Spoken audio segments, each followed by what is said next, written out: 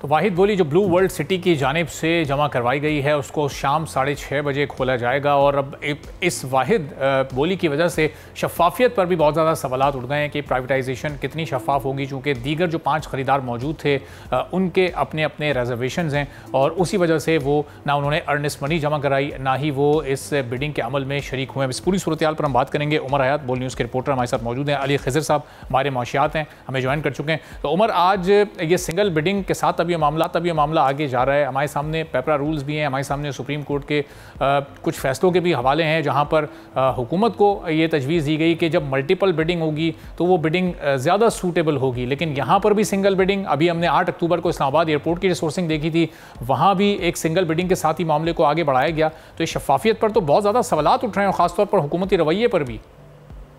देखिए, जो सबसे पहले आपने बात की है उसमें खास तौर पे जो पेपरा कवानीन है या दीगर जो कवानीन है, उस हवाले से एक बात तो तय है कि हुकूमत की जानिब से सिंगल बिडर को जो है वो एंटरटेन करने के लिए जो कवायद हैं उसमें तरमीम की गई है।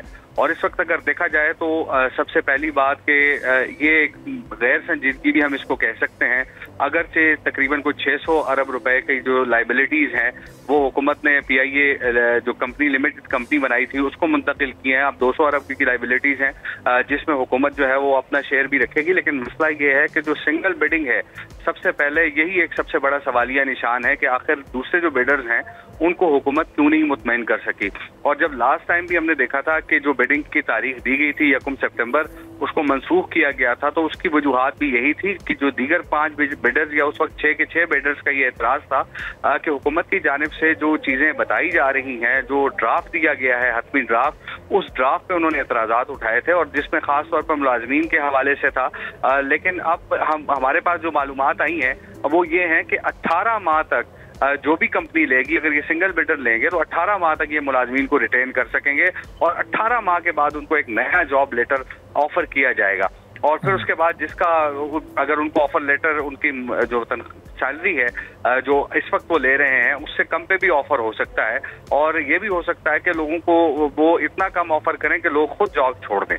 तो ये एक यकीनी तौर पर इस जो मुआहदे की शिक है, तो इस पे अब देखना ही है कि कितना इस पे अमल होता है। और दूसरा एक जो है कि फ्लीट्स की तादाद जो है वो बढ़ानी थी खास तौर पे। ये अब हम ये देख रहे हैं कि इस वक्त PIA के तो 12-13 जहाज जो है वो ऑपरेशनल हैं और अब जो नया जो एग्रीमेंट होगा, जो भी कंपनी अगर ये ब्लू वर्ल्ड सिटी लेगी तो एग्रीमेंट के तहत इनको अपने फ्लीट्स की तादाद 45 करनी पड़ेगी। लेकिन एक PIA की रिस्पॉन्सिबिलिटी ये होगी और गवर्नमेंट की रिस्पॉन्सिबिलिटी ये होगी कि वो जो रूट्स मौजूद हैं उन रूट्स पर खास तौर पर हमने देखा कि जब पाबंदी लगी थी यूरोपियन यूनियन की जानिब से और दीगर जो मुल्कों को परवाजें थी वो नहीं जा सकी थी, तो उसकी उन वजूहात की बिना पे PIA को जो है वो बहुत बड़े नुकसान का सामना करना पड़ा था। अब हुकूमत की ये जिम्मेदारी होगी कि हुकूमत जो है उन रूट्स को क्लियर करवा के देगी।